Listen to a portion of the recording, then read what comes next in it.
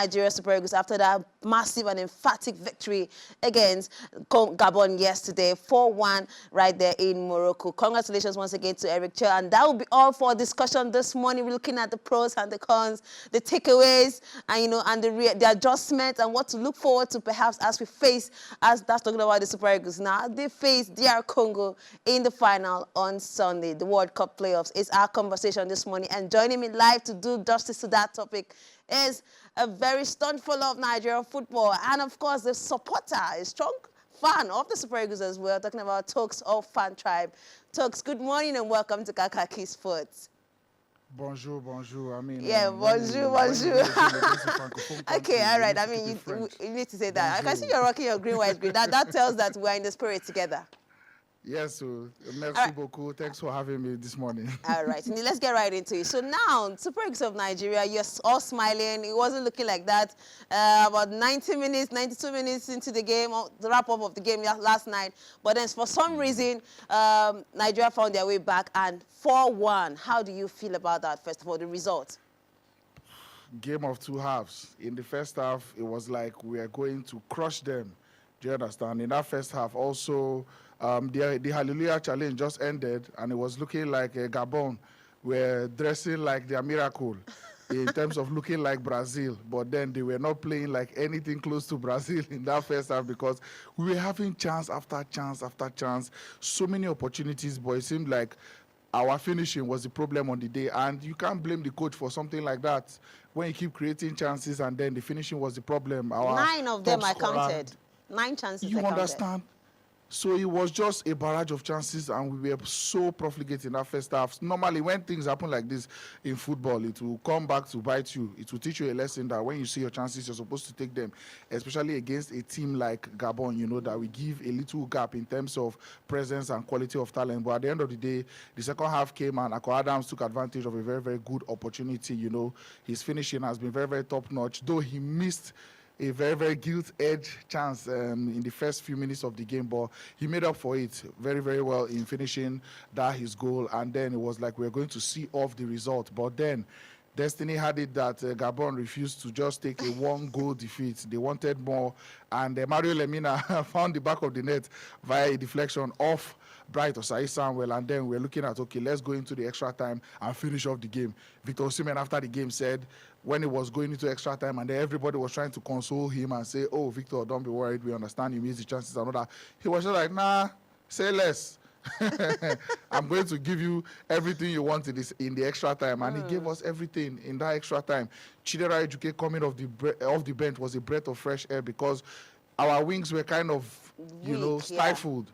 Very weak. Samuel Chukwueze and Ademola Lookman is not looking like himself these days. Samuel Chukwueze, which we expected to proceed from the performance he had in Uyo, those 2 assists for Victor Osimhen. But then he came into this game. He has had only 43 minutes of playing time since those games in Uyo, so it looked like it. He was rusty. He was having some heavy touches as well, and he wasn't looking confident. I don't know if it was the rain or the weather, but you can't really blame that because we were under the rain. Gabon was under the rain as well. But in the end, I mean, getting those goals in extra time was very, very, very important, to see off the win. And to me, though Victor Osimhen put the icing on the cake, it was on Ako Adams and Chidera Ejuke, our Sevilla boys, to just keep us there in terms of winning the game. And I'm very, very grateful. Let's talk about the player performance and the goals. You rightly brought that out of my mouth.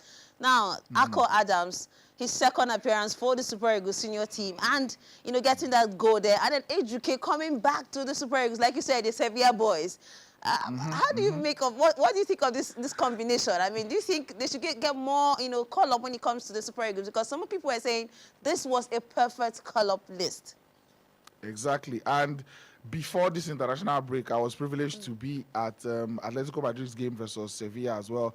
Both players came off the bench that day, but coming off the bench, you can see that they had an energy that nobody on the pitch had. I don't know if it's the Niger blood or whatever, but Ejuke came off the bench and rattled the Atletico Madrid defense. He was shaking things up. Same thing again in this game. Ejuke is something that no other winger we have with the Super Eagles is. He is a maverick on the ball. This boy is beauty in physical form. he moves and then he's so delicate with his touches and all that, dribbling players. And when he had that chance, I just looked away because I knew it was a goal. You get another person that had a star performance was Wilfred Ndidi getting his assist. But Akwa Adams and Chidera Ejuke, one thing I know is that Coach Eric Chell has always rewarded performances. Once you perform, you're sure of getting your start again in the next game. You understand? You're sure of being in the call-up list. And leading up to the AFCON now, this is the best time to be having these performances. These players have their eyes on those AFCON player slot, and I'm very, very, very, very happy for them. All right, so let's talk about our star player now, Victor Osimhen. I mean, getting all the way to 31 goals in 43 appearances. He's on his way to the, to outshine, or should I say, overtake the great Rashidi Yekini. 37 goals for Nigeria so far in 62 appearances. Victor Osimhen has just had that in 31 in 43. Talks, do you think this is going to happen just again, maybe against DR Congo on Sunday? The mark will be broken. That's he'll not go out top as Nigeria's highest goal scorer. This boy is a lion. To actually take 2 steps back and then see that Victor has not even played half a century of matches for the Super Eagles. And his numbers are this crazy. Yet, some Nigerians will wait to criticize this guy. I saw after the first half, towards the end of the second half, on the internet, people were going crazy. Say, somebody said, is he Osimhen or his clone? Oh my God! Oh my God! Who is this guy?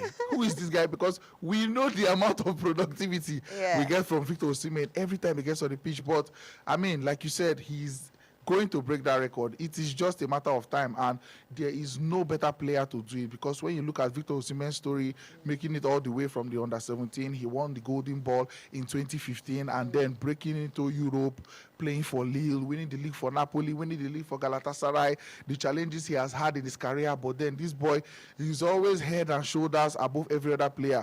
William Troost-Ekong even alluded to that he is one of the leaders of this team, whether I like it or not. Future Super Eagles captain, he's our heartbeat in this team. He leads by example. He doesn't just lead by doings on and off the pitch, and it's just a matter of time. This year we have, let's say, 2 more games after these World Cup playoffs before the AFCON. And 37 is just around the corner.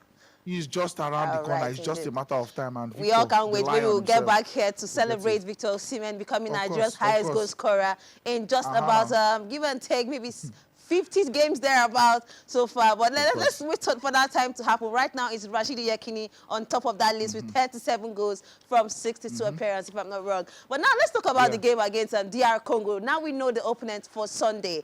And then we saw what happened yesterday. It was almost a stalemate between DR Congo and Cameroon. Some people were saying Cameroon are going to have the best of the night. Mbomo definitely will not be going to the World Cup. That is clear now. But now we have DR Congo to contend with on Sunday. Do you see Nigeria getting another massive 4? It seems like it's a 4-goal parade for Nigeria lately. Do you see another 4-goal party against DR Congo on Sunday? We are working in the 4 dimension, you understand? 4 goals or nothing for the Super Eagles at the moment. This DR Congo team is very, very good. And one thing I know is that any team that thinks they are good enough to play the Super Eagles, you will suffer. I said it before the Gabon game that one thing Gabon will find as a problem is that they will come out to play us. They will believe that the 25 points they gathered in the group stage without qualifying makes them better than us. They will believe that their 36-year-old striker, Aubameyang, carrying the team is better than what is needed to defeat the Super Eagles. But when you do that, you open up your team. You can't open up your team when you have such dangerous players in our attack. They will come out to play.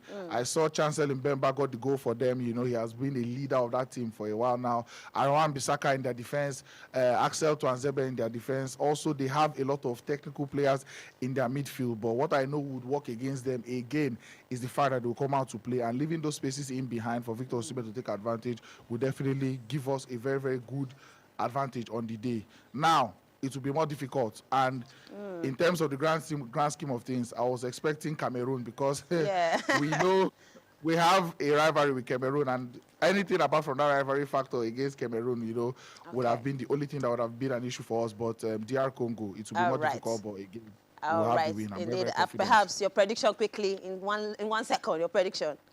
What scoreline will it be? 3-1 win. Okay, over 3-1, there. no longer a 4-1. We said 4 dimension. I think you say 4-2 this time around. Well, thank you so much, Tokes, for coming on the show this morning. And hopefully, if that Thanks for happens, having I me. will be the first person to call you and say, you said it here first. Good Two luck to you finals on to go. Sunday and the rest Two of finals to Nigerians go. out there. So we perhaps see you at the World Cup.